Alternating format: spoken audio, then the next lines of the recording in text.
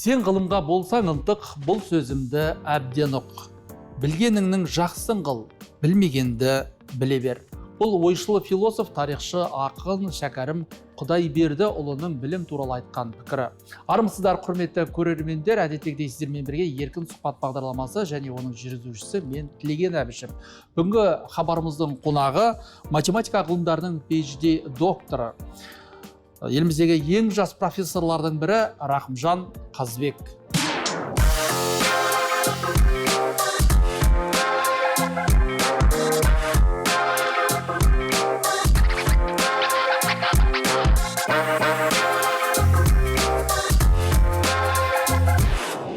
Рахымжан, хабарымызға қош келдіңіз. Енді 27 жасында ғылым докторы атағын екінің бірі ала бермейді, бірақ өзіңіз осы аз уақыт ішінде PhD доктор атаныпсыз. Әңгімені осыдан бастасақ.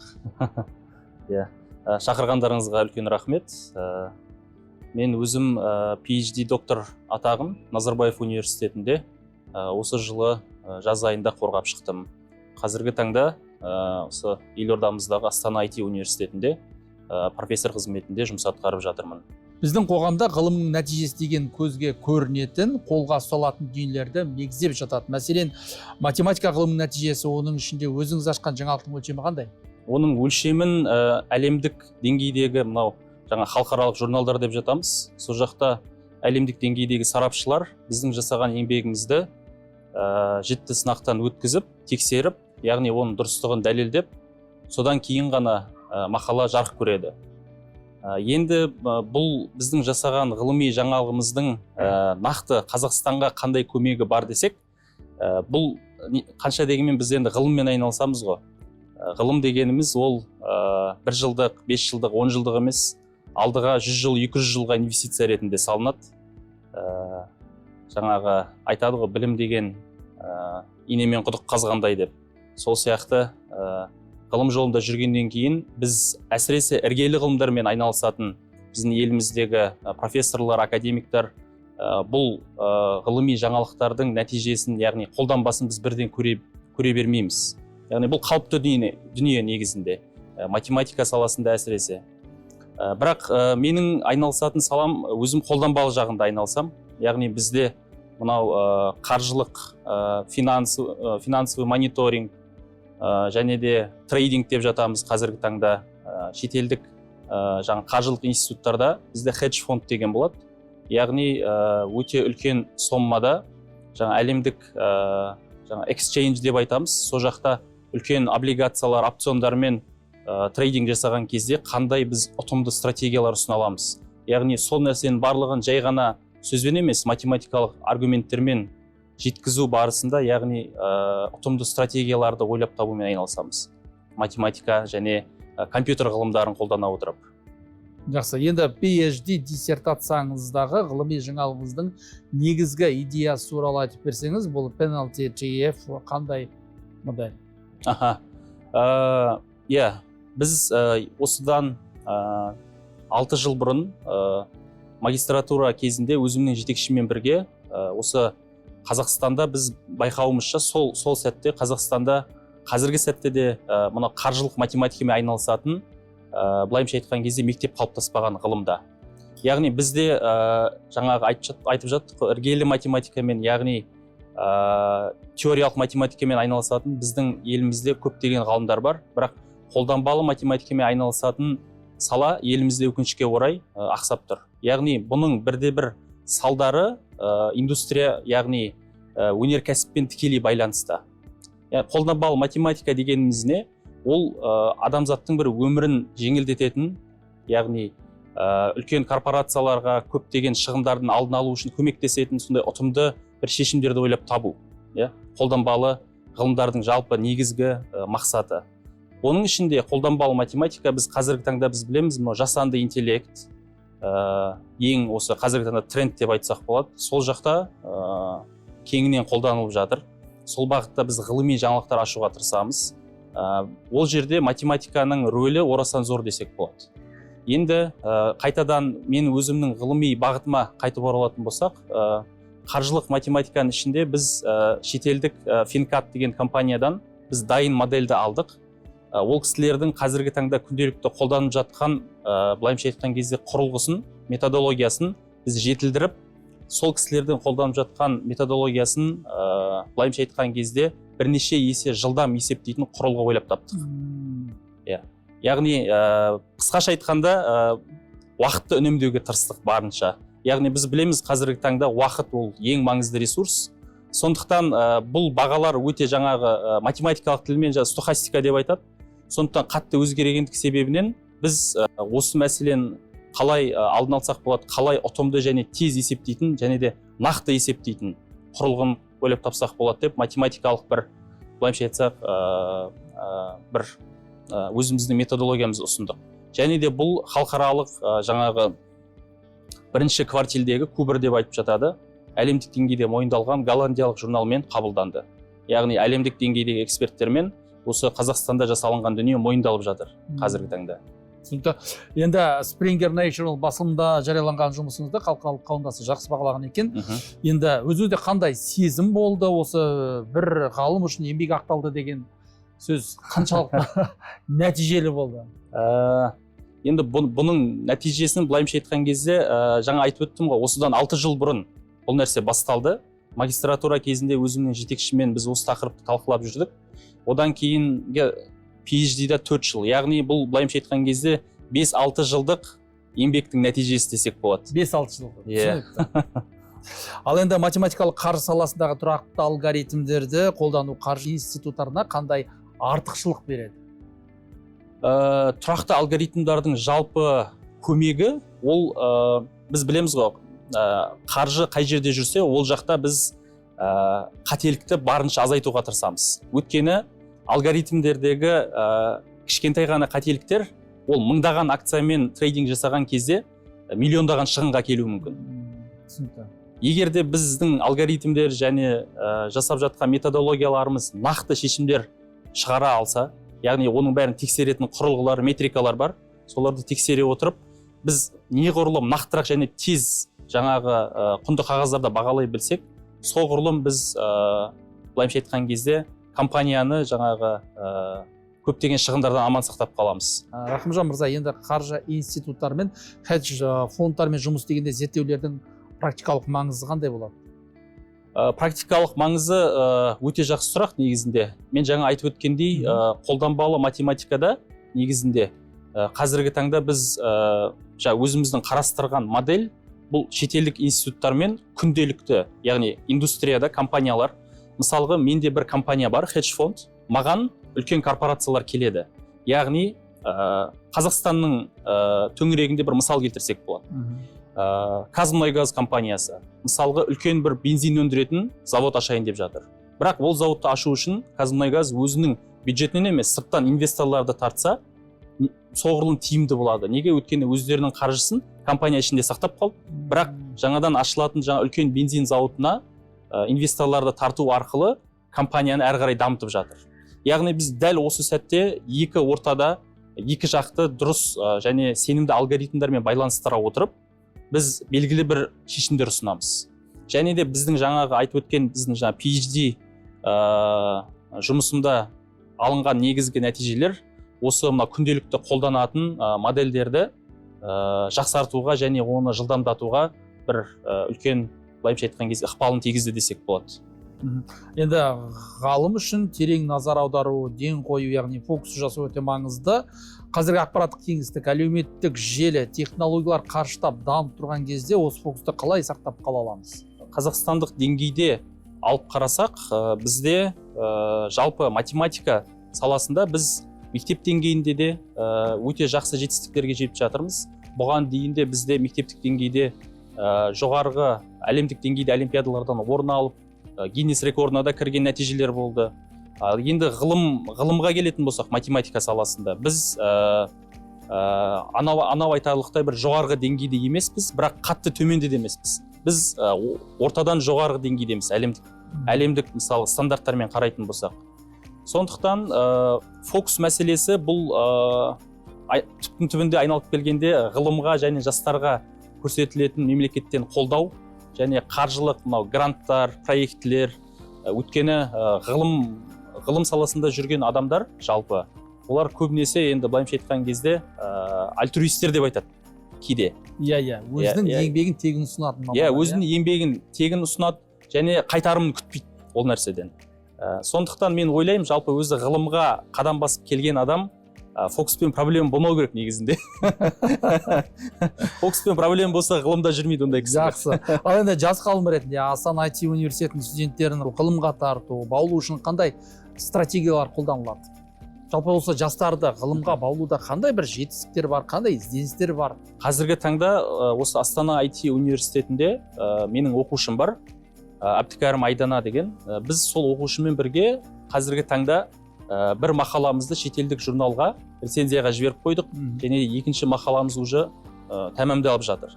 Яғни бакалавр деңгейдегі оқушы, яғни осы салаға қызығып, менің қол астында шәкіртім болып, менің жетегімде сол жұмыс атқарып жатыр қазіргі таңда. Яғни атап өтерлік бір жетістік ретінде осыны айтып өтсек болады. Ал енді оқушыларды қалай ынтасын, жаңағы қызығушылығын қалай арттырамыз? Бұл негізінде математика жалпы негізінде ғалымдардың атасы деп жатады. Өйткені кез келген ғылымның іргесінде негізінде математика жатыр. Сондықтан да математиканы жалпы барынша біз жеңілдетіп түсіндіруге тырысуымыз керек. Көптеген адамдардың ойында жалпы сондай бір стереотип десек болады, қалыптасқан. Математика ол бір өте қиын нәрсе деп. Бірақ негізінде математиканы түсінбейтін бала жоқ, түсіндіре алмайтын мұғалім бар. Сондықтан бұл жерде жаңағы тек қана жоғарғы білімде ғана емес мәселе, орта білімнен басталады. Орта білімде, мектеп деңгейінде біздің оқытушыларымыз балдардың қызығушылығын барынша арттырып, яғни жоғарғы білімде біз әрі қарай оны алып кетеміз, және де әрине ғылымға баулуға тырысамыз барынша. Жақсы. Ал енді осы жастарға ғылыми зерттеулер жүргізуде табысты болу үшін қандай кеңес бересіз? Біз негізінде математиканы алып, былай қарасақ, оның ішінде 100 сала бар. Ғылыммен айналысуға болатын. Математиканың ішінде? Математиканың ішінде. Сол 100 саланың ішінен өзі қызығатын бір саланы таңдау керек. Және ол саланы таңдауға асықпау керек. Өйткені біз бір саланы таңдағаннан кейін кемінде 15 жыл сол салада жұмыс атқарамыз. Яғни оқушы болсын, студент болсын, жаңағы маман болсын, жас ғалым болсын, бір саланы таңдамас бұрын өзіне қайта-қайта сұрақ қою қажет. Яғни осы нәрсемен мен 15 жыл бойы еңбектеніп жұмыс істей аламын ба алдағы 15 жылда? Сол нәрсені түсініп алу керек. Екінші бір маңызды дүние, математиканың ішінде де қазір әлемдік деңгейде трендтегі салалар бар, және де ескіріп бара жатқан салалар бар. Яғни әрине трендтегі саламен айналысқан әрдайым жақсы, бірақ ол салада белгілі бір жетістіктерге жетелейтін жетекші бар ма? Соған қатты мән беру керек. Өйткені PhD жолын жүріп өткен жас ғалым ретінде айтарым, PhD студенттің аман есен қорғап шығуы, ол 50% жетекшіге байланысты, 50% студентке байланысты. Студенттің өзінің күндізіне тынымсыз еңбегінің нәтижесі ғой. Қазір мынау былайша айтқан кезде информационный уақытта өмір сүріп жатырмыз ғой. Яғни уақыт әдеттегіден тезірек өтіп жатыр. Әрине. Сондықтан сіз айтпақшы жаңа фокусты ұстап тұру оңай емес негізінде. Сонымен қатар Рахымжан мырза, өзіңіз трейдинг саласында да қызығушылық танытып жүр екенсіз. Бұған қатысты қандай жобаларды жүзеге асырмақ ойыңыз бар? Жалпы зерттеулеріңіз одан әрі қалай дамыту жоспарлап отырсыз? Қазіргі таңда біз осы менің айналысқан жаңағы конвертируемый облигация деп айтады. Сол құнды қағазды біз барынша нақты және тез, жылдам бағалауға тырыстық. Яғни бағалау деген қалай? Бір баға шығаруға. Біз белгілі бір параметрларды енгізген кезде біздің модельге, ол соңында бізге бір нақты долларда, яғни бір құнды қағаздың бізге бағасын шығарып береді. Сол баға қаншалықты дұрыс және дұрыс емес, соны тексеру. Ендігі кезекте біз біз білеміз, қазіргі таңда компьютер ғылымдары жақсы дамып жатыр. Біздің шығаратын есептер де сол өте үлкен жаңағы матрицалармен жұмыс істейміз. Сондықтан келесі этап біздің қазір өзім жұмыс атқарып жатқан ол жаңағы параллельный есептеулермен айналысу. Яғни қазіргі таңда жаңадан шығарып жатқан мына процессорлар, компьютерлар, солардың барлық мүмкіндіктерін пайдалана отырып, параллельді есептеулер арқылы уақытты тезірек үнемдеп, өте үлкен қомақты есептерді аз уақыт ішінде және нақты нәтиже шығару. яғни біз қанша дегенмен академияда жүргеннен кейін біз теориялық тұрғыдан қараймыз және оның қолданбасы индустрияда күнделікті қолданып жатыр. Жақсы. Енді тағы бір сауал, күрделі есептеулерді қолдану арқылы инвестиция тарту және капитализацияны арттыруда қандай жетістіктерге жеттіңіз? Біз өзіміздің жасап жатқан мынау ғылымымыздың және алған нәтижеміздің Қазақстанда былайша айтқан кезде қазір қолданбасы жоқ. Ол үшін жалпы Қазақстан еліміздің нарығы сондай бір деңгейге жетуі керек. Ол жақта жалпы біз егер байқасаңыз елімізде трейдингпен айналысу немесе инвестиция жасау бұл халық арасында өте кеңінен жайылмаған және таралмаған. Яғни адамдар бұл нәрсені былайша айтқан кезде бір жаңағы құмар ойындарына ұқсас сияқты елестетеді. Яғни белгілі бір мөлшерде қомақты соманы салып, соңында дымсыз қалуы мүмкін дегендей дүние. Бірақ негізінде бұл жақта мәселе қайда күрделірек, диверсификация деген сияқты әртүрлі өздерінің жолдары бар, портфолионы қалай дамыту деген сияқты. Яғни осы бір былайша айтқан кезде қалай айтса болады, мынау культура дейді ғой. Осы культураны, мәдениетті елімізге әкеле алсақ, өйткені батыс елдерінде кішкентай балдарды мысалға 7-8 сыныптан бастап өздерінің инвестиционный портфелін дамытуға және қалай сатып алуға, қалай сатуға үйретіп бастайды. Яғни бір болашаққа деген бір былайша айтса инвестиция. Яғни елімізде біз тек қана депозитті ғана білеміз. Яғни бұл пассивный доход ретінде. Сол өзіңіз айтпақшы, депозиттен басқа да мысалы қаншама құрылғылар бар. Неге сонда насихаттау аз, неге жеткіліксіз? Түптің-түбінде бұл жаңа қаржылық сауаттылыққа келіп тіреледі.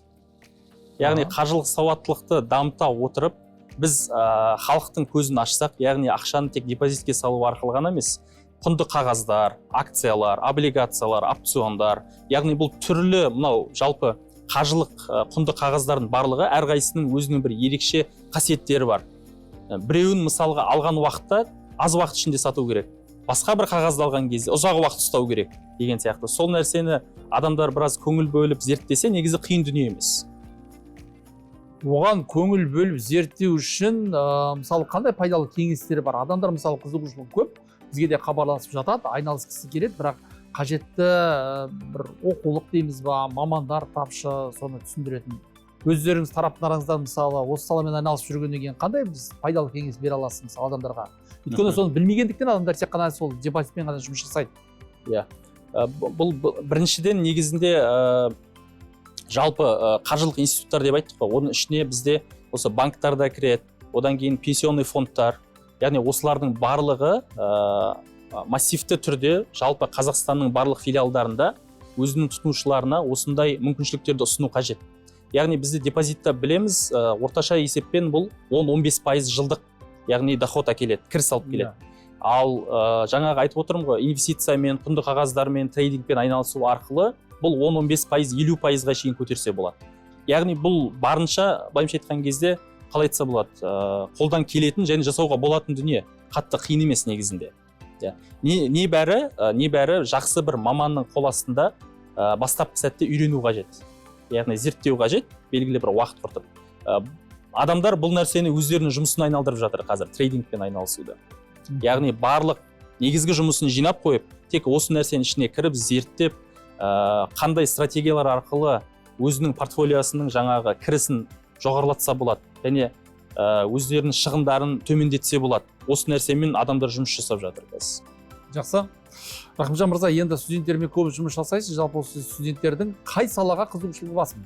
Жалпы ғылымды екіге бөліп алсақ, natural science, social science, яғни қоғамдық ғылымдар түрі және де іргелі ғылымдар түрі. Іргелі ғылымдардың ішіне жаңағы осы компьютер, математика, физика, химия барлығы осында кіреді. Осы бағытта қазіргі таңда жасанды интеллект бұл тренд. Яғни жасанды оқушылардың, студенттердің көбісі осы жасанды интеллект бағытына қарай бет бұрып, сол жақта жаңа бір былайша айтқан кезде өздерінің білетін құралдарын көбейткісі келеді. Неге? Өйткені кейін оқу бітіріп нарыққа шыққан кезде көптеген компаниялар осындай былайша айтқан кезде сұранысқа ие. Яғни жасанды интеллектті түсінетін, онымен жұмыс жасай алатын студенттер былайша қазір Қазақстанда жақсы жұмыс орындарын таба алады. Жақсы. Енді өзіңіз 27 жасыңызда PhD доктор атандыңыз. Енді Бұнымен тоқтап қалмайтын шығарсыз. Болашақта жоспарларыңыз қандай бағытты дамытуды көздеп отырсыз? Қазір біз шетелде мысалға біздің өзіміздің коллабораторларымыз бар, соавторларымыз, бірге осы ғылыми жұмыс жасап жатқан, сол кісілермен бірге отырып, және де осы Қазақстандағы жаңа айтып өттім ғой, шәкірттеріміз бар, солармен де бірге отырып осы қаржылық математика саласында өзіміздің бір мектепті ашсақ, яғни қаржылық математиканы дамытсақ әрі қарай. Өйткені Қазақстанда бұл нәрсе әлі жасалынбаған. Яғни бізде қазіргі таңда сол пионерлердің бірі болуға мүмкіндік бар. Осы саланы дамытып, өйткені әлемдік деңгейде бұл қарқынды дамып жатыр. Қазақстан қанша дегенмен әлемдік деңгейде бәсекелес болуға тырысамыз ғой. Яғни ғылымның әр саласында. Неге біздің елімізде оған жеткілікті көңіл бөлінбей жатыр ма әлде? Бұл нәрсе негізінде Совет үкіметіне шейін барады. Егер түбіріне қарай, мен қысқаша сізге түсіндіруге тырысайын. Жалпы Қазақстандағы математика саласындағы ғылымның негізгі тірегі бізде бұл үлкен математикалық мектептер бар университеттерде. Ол жақтағы профессорлардың барлығы Совет үкіметінде жаңағы МГУ, Новосибирский школа, сол жақта бітіріп келген ғылым докторлары, академиктер. Өкінішке орай бізде сол уақыттардан Қазақстанда статистика және финансовый, қаржылық математика саласында еңбектенген негізгі жұмыс атқарған бізде мамандар болмады. Бірақ басқа салаларда бізде болды мамандар, ол сала дамып жатыр әрі қарай өркендеп. Бірақ бізде осы салада өкінішке орай мамандар қалмады. Яғни Совет үкіметінде де болмаған, менің білуімше. Сондықтан қазір осы саланы дамытуға тырысып жатырмыз елімізде. Жақсы. Рахметжан мырза, бүгінгі хабарымызға келіп сұрақтарымызға жауап бергеніңізге үлкен рахмет. Осы ғылым жолындағы жұмысыңызға тек сәттілік тілейміз. Еңбегіңіз жемісті болсын. Рахмет үлкен шақырғандарыңызға.